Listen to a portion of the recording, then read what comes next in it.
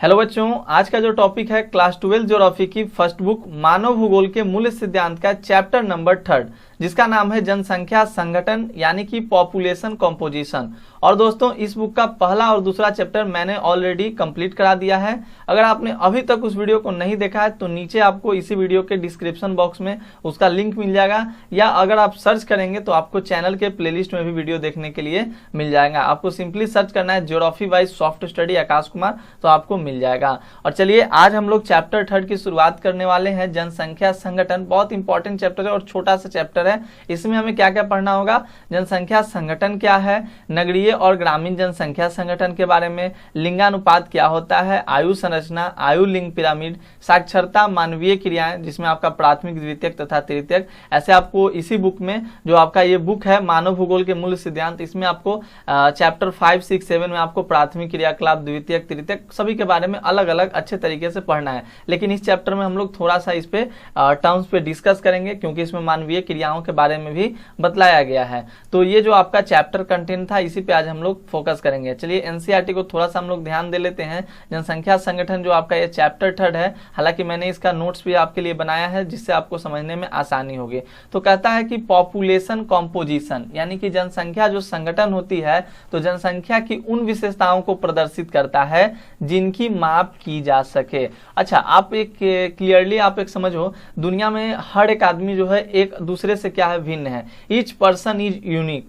हर जो दुनिया में जितना भी व्यक्ति है, प्रत्येक व्यक्ति एक दूसरे से क्या है, यूनिक है जी। सबकी कुछ न कुछ विशेषताएं हैं। तो हम लोगों को उसी का जो डिस्टिंग्विश होता है तो हम लोग कैसे उनका डिस्टिंग्विश कर सकते हैं, उनको मतलब व्यक्तियों को अंतर स्पष्ट कैसे कर सकते हैं। देखिए जनरली जनसंख्या संगठन में क्या हमें पढ़ना होता है, जनसंख्या संगठन जनसंख्या की उन विशेषताओं को प्रदर्शित करता है जिनकी माप की जा सके तथा जिनकी मदद से दो भिन्न प्रकार के व्यक्तियों के समूह में अंतर स्पष्ट किया जा सके। जैसे मैंने आपको बताया कि जैसे यहाँ पे एनसीईआरटी ने भी देखिए व्याख्या किया है, किसी भी देश में विविध प्रकार के लोग हैं यानी कि यूनिक पर्सन, यूनिक लोग हैं, या तो उनका नाम रहे, उनका भी रहे, किसी प्रकार से वो क्या है, यूनिक है यानी अपने आप में अद्वितीय हैं। तो हमें उनको क्या करना होता है, भिन्न, यानी कि हमें उनको अंतर स्पष्ट करना होता है। तो बाय द हेल्प ऑफ जनसंख्या संगठन यानी पॉपुलेशन कंपोजिशन की सहायता से हम लोग उनकी विशेषताओं को प्रदर्शित करते हैं। तो जनसंख्या संगठन के अंतर्गत हम लोग लोगों की आयु और लिंग का विश्लेषण किया जाता है। जैसे अगर मैं आपको बतला दूं, अगर आप ही के घर में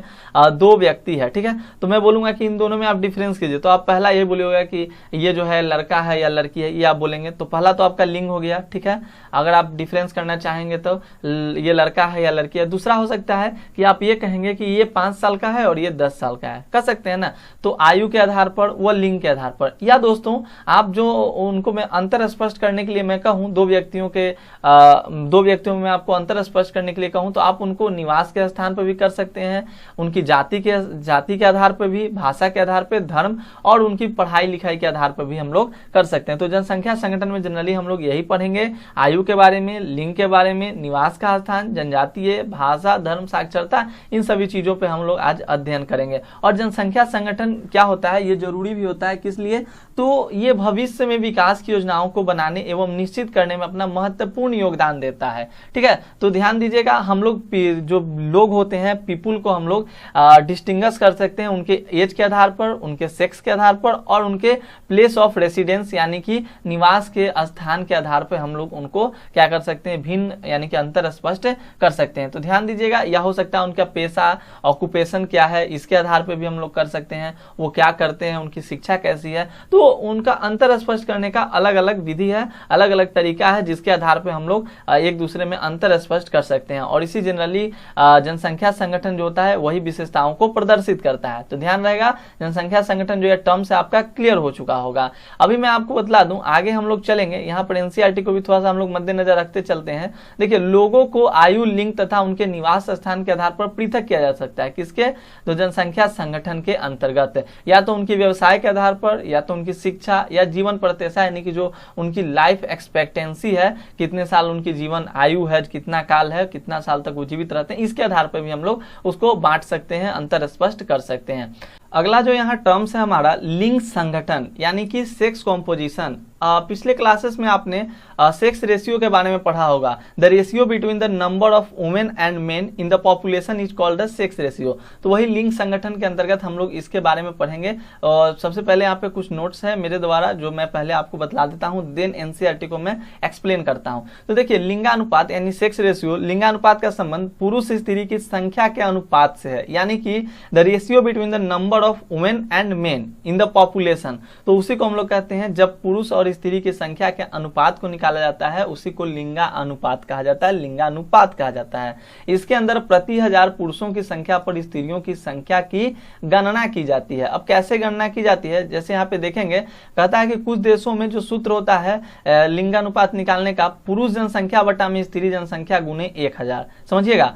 यानी जिसे हम लोग कह सकते हैं प्रति 1000, देखिए ऊपर पुरुष है ना, तो नीचे स्त्री हो गया, तो नीचे वाले का नाम याद रखिएगा, प्रति 1000 स्त्रियों पर पुरुषों की संख्या, टर्म समझिए, प्रति 1000 स्त्रियों पर पुरुषों की संख्या, जो नीचे रहेगा उसको आप पहले लिखिएगा अगर आपको लैंग्वेज में लिखना हो तो प्रति 1000 स्त्रियों पर पुरुषों की जो संख्या होती है जिसे हम लोग प्रकलित करते हैं तो उसी को हम लोग कहते हैं क्या, लिंगानुपात। लेकिन हमारे यहाँ भारत में जो सूत्र है लिंगानुपात निकालने का वो कुछ अलग है भाई।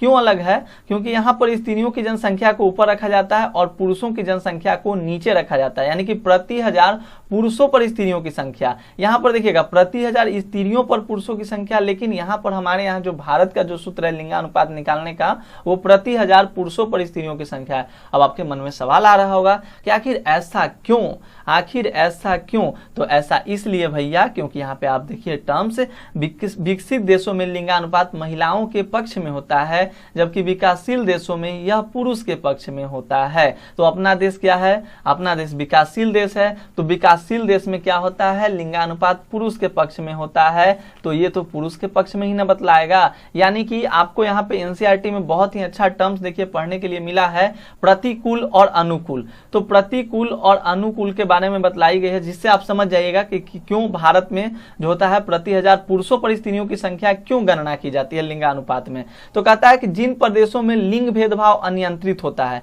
लिंग भेदभाव अनियंत्रित कहने का मतलब कि प्रतिकूल, प्रतिकूल मतलब समझ जाइए, मैं यहां पर एक वर्ड यूज कर रहा हूं प्रतिकूल, जिसको आप कह सकते हैं अनफेवरेबल, मतलब वो फेवर में नहीं है। किसके फेवर में नहीं है? तो वो स्त्रियों के फेवर में नहीं है। जिन प्रदेशों में लिंग भेदभाव अनियंत्रित होता है वहां लिंग अनुपात निश्चित रूप से स्त्रियों के प्रतिकूल होता है। देखिए प्रतिकूल कहने का मतलब हो गया कि स्त्रियों के अनुकूल नहीं होता है, मतलब स्त्रियों के फेवर में नहीं होता है। यानी कह सकते हैं हम लोग एक वर्ड में कहिए आप अंग्रेजी में तो अनफेवरेबल कह सकते हैं, अनफेवरेबल।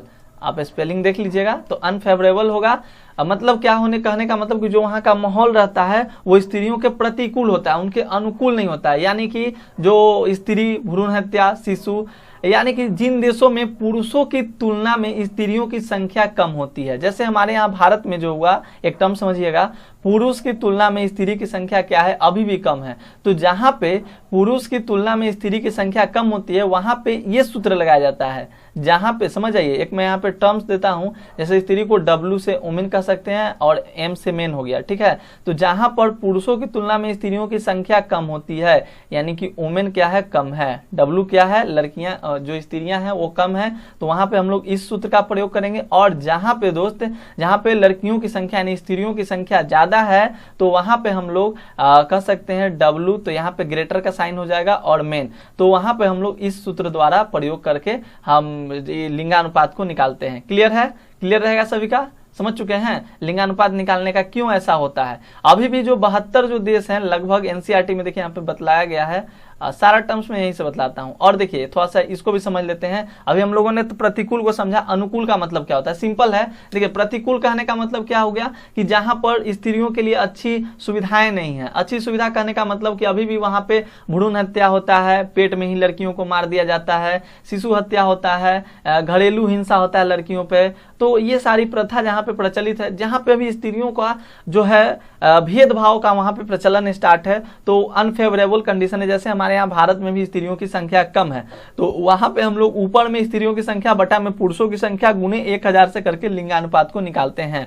और देखिए यहाँ पर कह सकता है कि एक टर्म्स यहाँ पर है कि जनसंख्या में अधिक स्त्रियों का होने का अर्थ यह नहीं है कि उनका स्तर बेहतर है, यह भी हो सकता है कि पुरुष रोजगार के लिए अन्य क्षेत्र में प्रवास कर गए। हाँ, ये तो एक टर्म्स है कि हो सकता है मे बी कि वहां पे स्त्रियों की संख्या ज्यादा है तो पुरुष क्या हो गए होंगे, रोजगार के लिए एक जगह से दूसरी जगह माइग्रेट कर गए होंगे, प्रवास कर गए होंगे। लेकिन एक टर्म्स यहाँ पे देखिए क्या लिखता है, प्राकृतिक लाभ बनाम सामाजिक हानि का मतलब हुआ कि जैसे नेचर ने स्त्रियों को पुरुषों से ज्यादातर स्थिति स्थापक कंडीशन दिया है, मतलब उनको सोचने की शक्ति, समझने की शक्ति, हर तरह से माहौल में ढलने की शक्ति। पता ही है कि लड़कियां कैसे होती है, पहले अपने माता पिता के घर रखती हैं और शादी हो जाता है तो किसी और के यहाँ जाकर भी वहां पर अच्छे तरीके से ढल जाती है। तो उनके साथ स्थिति स्थापक की जो क्षमता होती है वो पुरुषों की तुलना में ज्यादा होता है, लेकिन उनके पास सामाजिक हानियां होती हैं, जैसे कह सकते हैं हम लोग लड़कियों का शोषण होता है। तो इसके कारण प्राकृतिक लाभ बनाम सामाजिक हानि, आप टर्म्स को समझ सकते हैं। क्लियर, अब समझ में आ गया होगा ना, बहुत घिच पिच हो चुका था तो आप समझ जाएगा। होता है लैंग्वेज वाला है ना,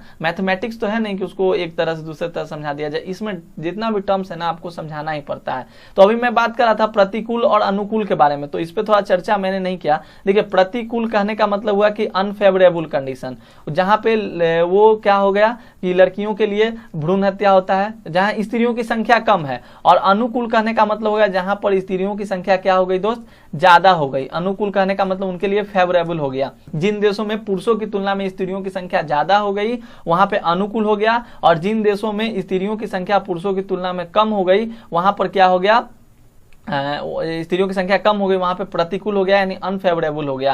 तो यानी कि जहां अनुकूल होगा वहां पे शिक्षा भी ज्यादा होगा लड़कियों का, रोजगार भी होगा और बहुत सारी उनके लिए नीतियां भी बनाई जाएगी, अनुकूल स्थिति उनके लिए रहेगा। टर्म्स को आपको समझ में आ गया होगा। फिर आगे हम लोग चलते हैं। देखिए, बात की जा रही है कि विश्व में लगभग कितने देश, यहाँ पे बात की गई है लगभग 139 देशों के बारे में बात की गई है। देखिए यहाँ पर मैंने यहाँ पे बताया कि संयुक्त राष्ट्र संघ लगभग 139 देशों में लिंग अनुपात स्त्रियों के अनुकूल है, जबकि शेष 72 देशों में उनके प्रतिकूल है। तो एमसीक्यू में अगर पूछे तो बताइएगा, अनुकूल और प्रतिकूल समझ में आया?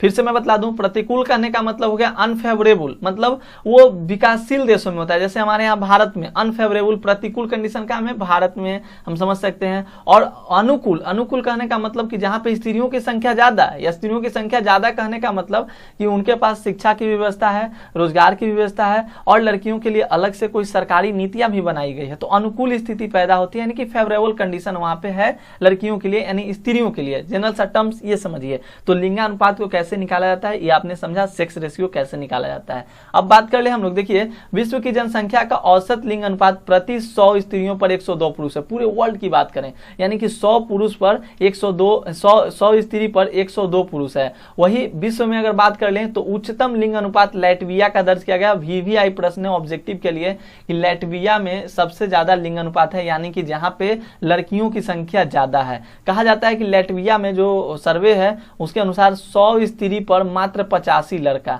यानी कि अगर लड़का लड़कियों को प्रपोज करे तो लड़कियां जल्दी ही क्या हो जाएगी, एक्सेप्ट कर लेगी, क्योंकि लड़कियों को ही लड़का नहीं मिलेगा। टर्म समझिएगा। और यही बात हम लोग कर लें यहाँ पर संयुक्त अरब अमीरात की बात करें तो जहां पर 100 स्त्री पर 311 पुरुष है, यानी कि बेचारी का समझ सकते हैं वहां पे कैसा कंडीशन हो गया। 311 पुरुष है, दहेज वहेज लड़का को मिलता नहीं होगा, ऐसे ही शादी करना पड़ता होगा। लेकिन यहाँ पर प्रति 100 स्त्रियों पर 85 पुरुष है, तो यहाँ पर तो दहेज मिलता होगा, जो ज्यादा दहेज देगा शादी करेंगे। मजाक के टर्म्स में मैं कह रहा हूँ, यानी कि प्रति 100 स्त्री पर 85 पुरुष आपका लैटविया में है, जहां पे विश्व का उच्चतम लिंगानुपात है। लिंगानुपात उच्चतम कब होगा? जब स्त्रियों की संख्या पुरुषों की संख्या से ज्यादा होगी। समझ जाइए, जब वुमेन का जो संख्या है ग्रेटर देन मेन, जब स्त्रियों की संख्या पुरुषों की संख्या ज्यादा होगी तो लिंगानुपात उच्च होगा, और जब पुरुषों की संख्या स्त्रियों की संख्या से ज्यादा होगी तब आप कह सकते हैं कि वहां पर आपका लिंग अनुपात कम हो गया। ठीक है, तो इसके विपरीत निम्नतम लिंग अनुपात संयुक्त अरब अमीरात में दर्ज किया गया, जहां प्रति 100 स्त्रियों पर 311 पुरुष है। क्लियर? तो इतना टर्म्स याद रखिएगा। अब कहता है संयुक्त राष्ट्र संघ द्वारा 139 देशों में लिंग अनुपात स्त्रियों के अनुकूल है, जबकि 72 देशों में उनके प्रतिकूल है। ये भी टर्म्स आपको समझ में आ गया।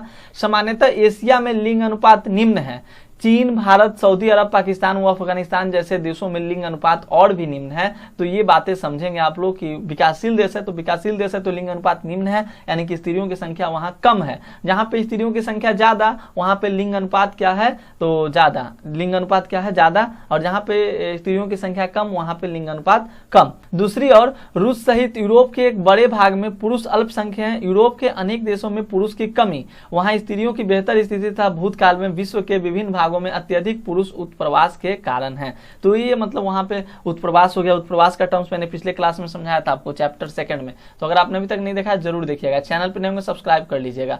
देखिए आयु संरचना की बात करें तो इतना क्लियर है ना आपका, आपने क्या क्या समझा, लिंग संगठन के बारे में आपने अच्छे से समझा। हालांकि यहाँ पर आपको ये प्राकृतिक लाभ बनाम सामाजिक हानि समझ में आ गया होगा, अब थोड़ा सा हो गया था वहां पे डिस्टर्बेंस। अब देखिए विश्व की जनसंख्या यहाँ पे बात की गई है, तो आयु संरचना, एज, यहाँ पे एज स्ट्रक्चर की बात की गई। यहाँ पर सारा टर्म समझ में आ गया आपको। लिंग अनुपात आप निकाल लोगे ना, लिंग अनुपात कैसे, हमारे यहाँ का सूत्र क्या होता है, स्त्रियों की जनसंख्या बटा में पुरुषों की जनसंख्या इंटू 1000, तो आप इस तरह से निकाल सकते हैं। बात आती है आयु संरचना की, तो जो एज स्ट्रक्चर होता है दोस्तों, आयु संरचना जो होता है वो विभिन्न आयु वर्गों में लोगों की संख्या को प्रदर्शित करती है। जनसंख्या संगठन का एक महत्वपूर्ण सूचक है।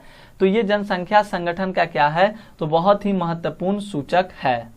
मीन्स डेट कि एज स्ट्रक्चर जो होता है रिप्रेजेंट करता है number of people of different age group. समझ में आया आपको।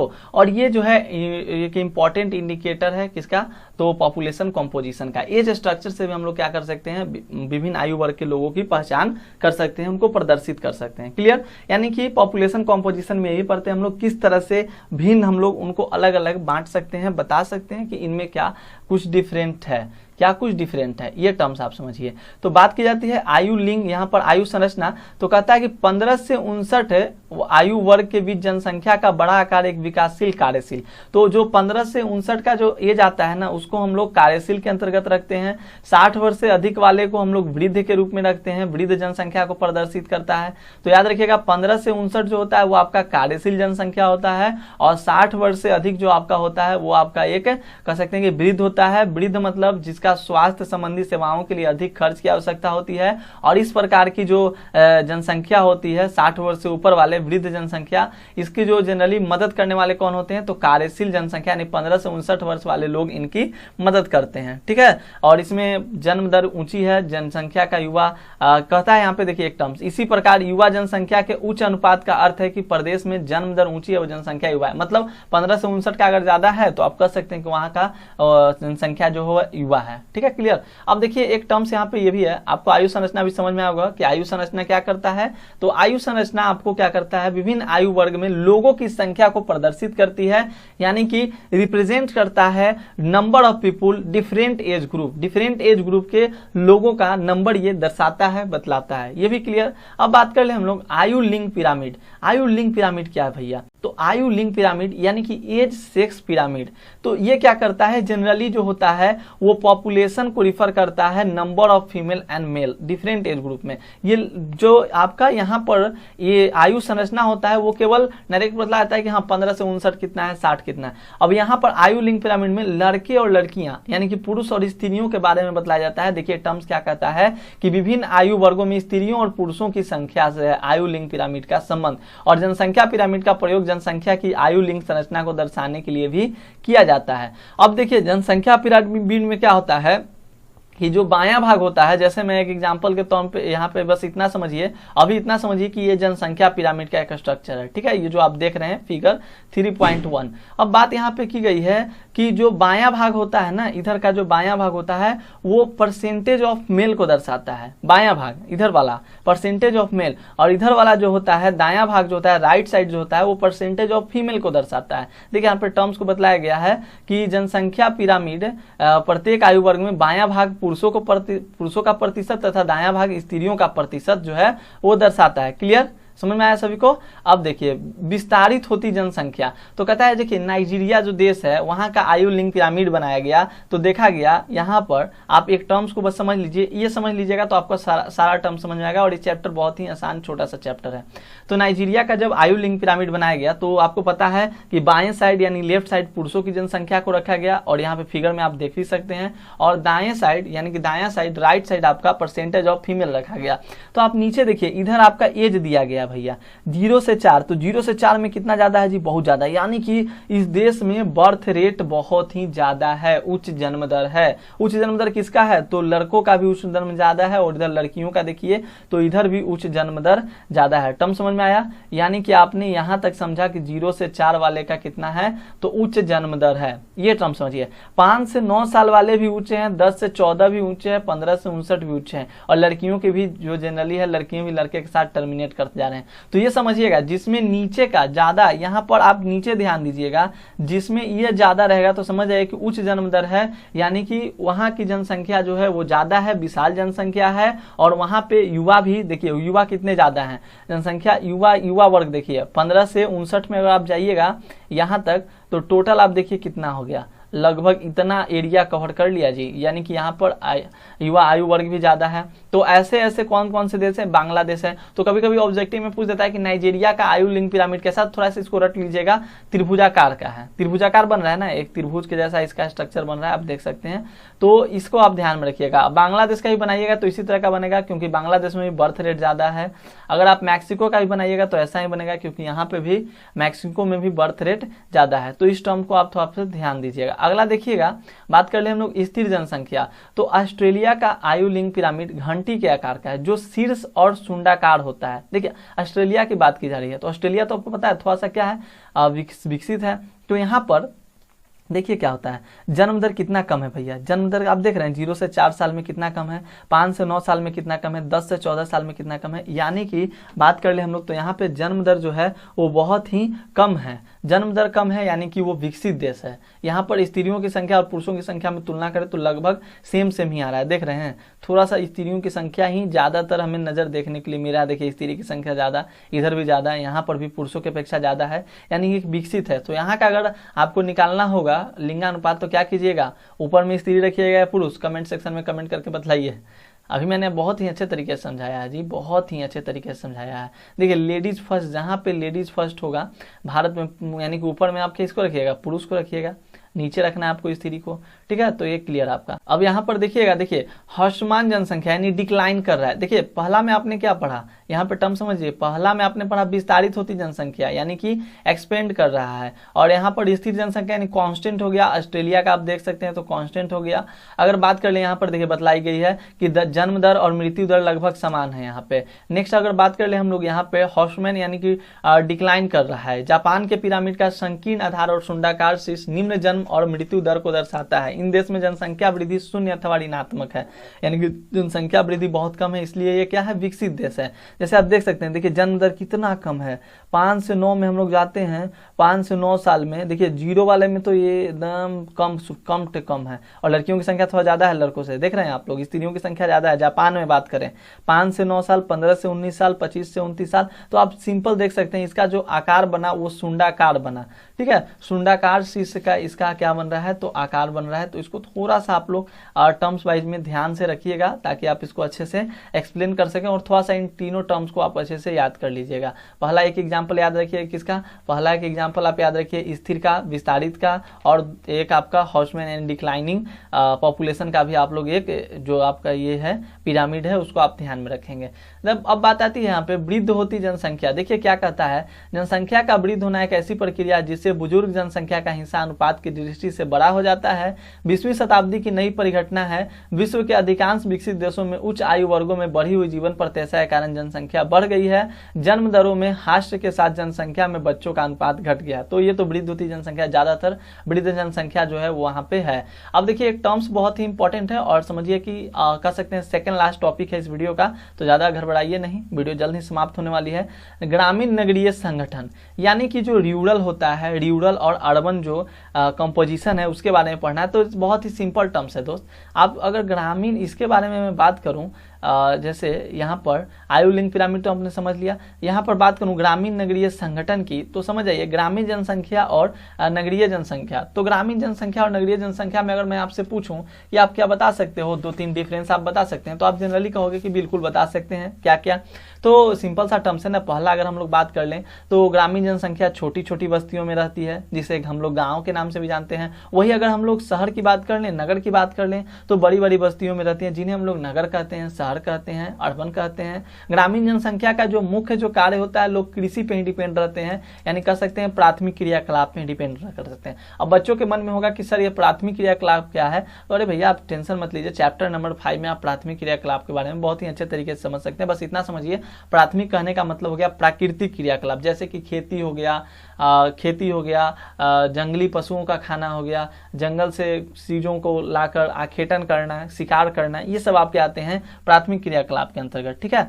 ग्रामीण जनसंख्या में मुख्य व्यवसाय क्या होता है, कृषि होता है, पशुपालन, मत्स्य पालन, खनन, यही सब ना होता है। और यही हम लोग बात कर लें नगर की, तो नगर में क्या होता है, लोग बड़े बड़े अच्छे अच्छे व्यवसाय करते हैं, यातायात का साधन होता है, शिक्षा होता है, प्रशासन होता है। तो ये सारे टर्म्स आपको ध्यान में रखने होंगे और इसी पे हम लोग इसको समझने का प्रयास करेंगे। सिंपल टर्म्स है, आप समझ लीजिएगा। बउआ आप थोड़ी हैं, बउआ बउआ बउआ भी समझ लेता है, छोटा छोटा बउआ समझ ले रहा है। तो जनसंख्या का क्या कहता है, जनसंख्या का ग्रामीण व नगरीय में विभाजन निवास के आधार पर होता है, यानी कि हम लोग जनसंख्या को निवास के आधार पर भी बांट सकते हैं, अलग कर सकते हैं, भिन्न दर्शा सकते हैं, बता सकते हैं कि अलग अलग कैसे है। क्लियर, बता सकते हैं ना जी। जैसे देखिए यहाँ पे बतलाता है कि सामान्य रूप से ग्रामीण क्षेत्र वे होते हैं जिनमें लोग प्राथमिक क्रियाओं में संलग्न होते हैं, और नगरीय क्षेत्र में वो होते हैं जिनमें अधिकांश कार्यशील जनसंख्या गैर प्राथमिक क्रियाकलापों में संलग्न होता है, यानी नेचर पे वो लोग डिपेंडेंट उतना, मतलब जैसे हो गया व्यवसाय आपको हो गया, वो लोग व्यापार करते हैं, ये सारे टर्म्स है। तो इतना बात आपको ध्यान में रखना होगा। देखिए कहता है पश्चिमी देश में ग्रामीण क्षेत्रों में स्त्रियों की अपेक्षा पुरुषों की संख्या अधिक है, पश्चिमी देशों में, जबकि नगरीय क्षेत्रों में स्त्रियों की संख्या पुरुषों की अपेक्षा अधिक है। नेपाल, पाकिस्तान और भारत जैसे देशों में स्थिति इससे विपरीत है, यानी कि हमारे यहाँ तो स्त्रियों की संख्या अभी भी कम ही है। तो ये टर्म्स आप समझिएगा। भारत जैसे देशों में ग्रामीण क्षेत्रों में कृषि कार्यों में महिलाओं की सहभागिता काफी ऊंची है। जैसे कृषि कार्य जो होता है वहाँ पे महिलाओं की सहभागिता जो होती है बहुत ज्यादा ऊंची होती है। आज भी हम लोग देखेंगे तो जब धान का टाइम आएगा तो रोपनी में औरतें जाती हैं, रोपा रोपने जिसे हम लोग कहते हैं। तो नगरों में आवास की कमी रहती है, जिसके कारण जो महिलाएं होती है हम लोग के यहाँ, वो नगर में जाना ज्यादा पसंद नहीं करती हैं। वहाँ पे रहन सहन का उच्च लागत भी होता है, रोजगार के अवसर भी कम होता है, सुरक्षा की भी कमी लोग नगर में महसूस करते हैं। गांव में चूंकि ऐसा नहीं होता है, तो इसीलिए महिलाएं जो होती है वो ज्यादातर गांव में ही रहना पसंद करती है। अब बात यहाँ पे आ गई साक्षरता के बारे में, तो ये बहुत ही इंपॉर्टेंट टर्म्स आपका रहेगा और सिंपल सा टर्म है साक्षरता, यानी कि हम लोग साक्षरता के आधार पर भी लोगों का विभाजन कर सकते हैं। जैसे किसी देश में साक्षर जनसंख्या का अनुपात उसके सामाजिक आर्थिक विकास का सूचक होता है, बिल्कुल, क्योंकि इससे रहन सहन के स्तर, महिलाओं की सामाजिक स्थिति, शैक्षणिक सुविधाओं की उपलब्धता तथा सरकार की नीतियों का पता चलता है।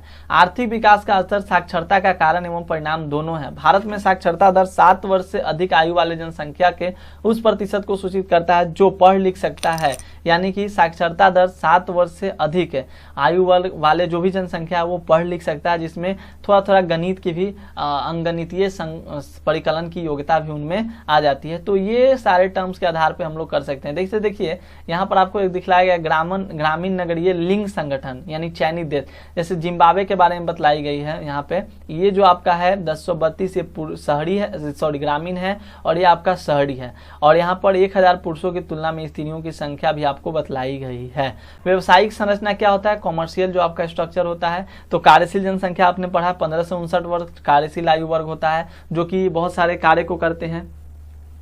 जितने भी कार्य होते हैं उन सभी को कार्यशील जनसंख्या क्या होता है, करता है। तो इसी में आपको टर्म्स ये बतलाई गई है कि मत्स्य हो गया, विनिर्माण हो गया, निर्माण हो गया, व्यावसायिक परिवहन, सेवाओं का संचार, द्वितीय क्रिया, तृतीय क्रिया, इन सभी के बारे में आपको बतलाया गया है। तो क्रियाओं के आधार पर वर्गीकृत किया जाता है। जैसे जो खेती कर रहा है तो उनको प्राथमिक के अंतर्गत रखा गया, जो थोड़ा सा बढ़ गया, जो उद्योग लगा रहा है उसको द्वितीय के अंतर्गत रखा गया, जो और उससे ज्यादा विकसित है उसको तृतीय क्रियाकलाप के अंतर्गत रखा गया। हालांकि मैंने आपको बोला है चैप्टर आपके 5 में आपको सारे टर्म्स समझने हैं। हो सकता है मे भी यहाँ पे आपके कुछ टर्म्स हो तो मैं आपको दिखा दूं। देखिए चैप्टर 5 में आपको प्राथमिक क्रियाएं पढ़ना है, द्वितीय क्रियाएं और तृतीय तथा चतुर्थ क्रियाकलाप के बारे में आपको पढ़ना है। तो सब कुछ हम लोग पढ़ेंगे। और आज इस क्लास में हमारा चैप्टर 3 जो हो गया फिनिश हो गया। अगली क्लास आएगी चैप्टर 4, और हाँ मैं इसका क्वेश्चन आंसर भी कराऊंगा और ऑब्जेक्टिव क्वेश्चन भी कराऊंगा। तो दिल थाम कर बैठिए, पढ़ते जाइए, मस्त से पढ़िए, टेंशन नहीं लेना है, टेंशन जाएगा पेंशन लेने। बस आप लोग वीडियो को अच्छे से विजिट करते जाइए, हर वीडियो को फॉलो कीजिए।